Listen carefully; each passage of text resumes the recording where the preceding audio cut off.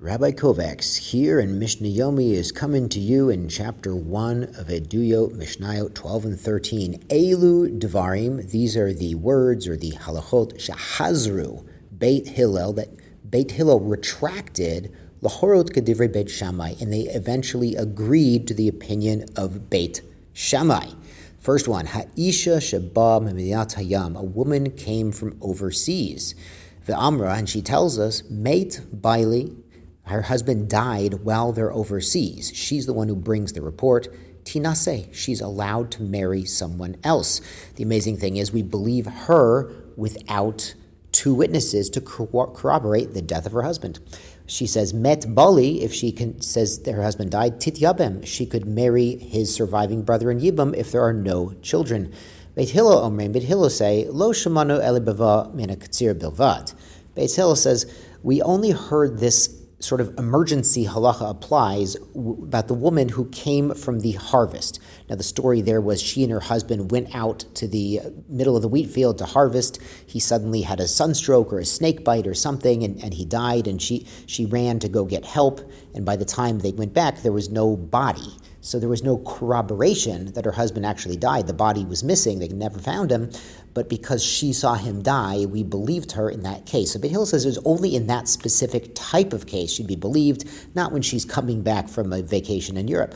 Amr Lahem Beit Shammai. Beit Shammai says, Acha Deba Min HaKatzir, whether it's a situation like the harvest, like the case you heard, Ve'acha Deba Min HaZeitim, or it was coming from an olive harvest, Ve'acha Deba Min HaTiyam, or they had gone overseas together and only she survived and returned. And he explains, Lo dibru b'kotzer ele behove. The rabbis only said that there was a harvest involved and they were in the field together because that's kind of the first time this happened. Chazru Beit Hillel lahorot Beit Shammai. Beit Hillel retracted and agreed to Beit Shammai. Meaning that in any situation where the wife survives and comes home and testifies in court by herself that her husband passed away, we would allow her to remarry. Now, the basis for this is explained in the end of the Gemara in Yevamot, that there are serious consequences if she gets remarried and then her allegedly dead husband was not so dead and he shows up. She can never return to the first marriage and she cannot continue the second marriage as well. So she is very careful to be certain that he's actually dead before she goes to court to claim that he is. And the sages were lenient in this case not to require two witnesses, mishum agunot. We don't want women to be anchored down and stuck in a situation where they cannot verify the death of a loved one. The Mishnah goes on, Beit Shammai omrim tinaseh v'tizakudvota. Beit Shammai says she can not only get remarried, but she can take her ketuva payment from the property of the original husband. Beit Hillel omrim tinaseh. Beit Hillel says, we'll let you get married, v'lo titol keduvasa, but not collect the kesuva. Amr Lahem Beit Shammai. Beit Shammai said, Hitartem et erva chamora. You're allowing this woman to get remarried when there's some sort of sliver of a chance that her first husband might be alive, and that's chamor. That's very serious consequence. Lo tatira mamana kol. You won't allow her to take her ketuva money, which is very less. It's just money.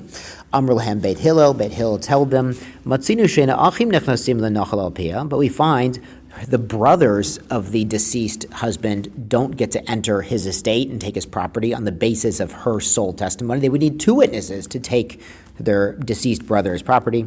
Amr Lahem Beit Shammai. Beit Shammai told Beit Hillel, Halo misefer kesuvasa nimad. Can't you learn it from the writing of the ketuva itself, the words in the ketuva? It says, Shehu kotev la, he wrote for her in the ketuva, Shim tinasi la'acher, when you get married to someone else, Titli ma shekatuv lichi. You are allowed to take the amount of money that's written for you in this kesuva. Chazru Beit Hillel laharot kedivrei Beit Shammai. And Beit Hillel retracted to agree to Shammai again. Now, Mishnah 13, we actually saw this Mishnah back in Gittin. Misha chetzio eved v'chetzio ben chorin.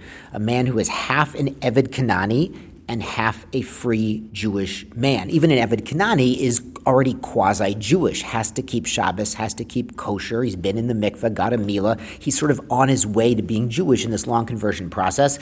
There were two Jewish people bought this eved Kanani originally. One of them has freedom, so now he's half free and half still a Kanani. So Oved et Rabbo Yom Echad, he should work for the master who still has rights to him for one day. Vet Atzmo Yom Echad, work for himself the next day. And of course he'll take Shabbos off.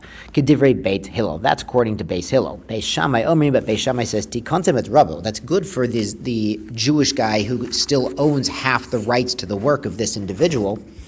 But you haven't fixed his own identity issue, because Lisa Shivcha eno yachol, he's not allowed to marry a Shivcha Canaanite, a Canaanite servant woman, and Bat Chorin eno yachol, he can't marry a regular Jewish girl because he still has a partial identity as an Eved Canaani. Libatel, should he sit idle and never get married and have children? God forbid.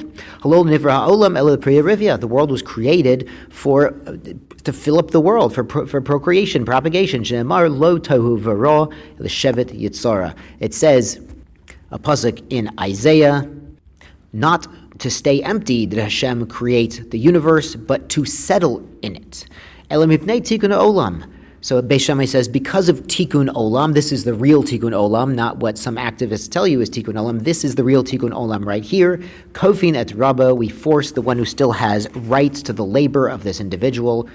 V'osei to ben chorin, he has to make him completely free. Now he's totally Jewish, has no obligations technically to someone else. V'kotev shtar al chatzidamav, but the individual who's being freed will write an IOU that he's going to pay back or work for that gentleman, even though he's completely free.